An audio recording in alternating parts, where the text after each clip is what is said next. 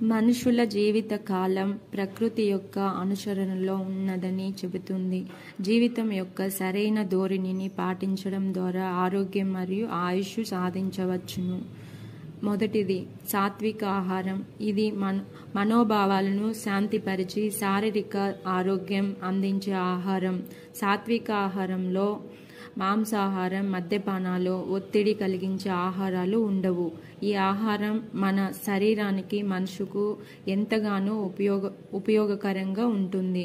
2. వ్యాయామం. రోజు వ్యాయామం చేయడం మన శరీరాన్ని చురుకుగా ఉంచుతుంది. ఇది శక్తిని పెంచి ఆరోగ్యకరమైన జీవన శైలిని అలవరుస్తుంది.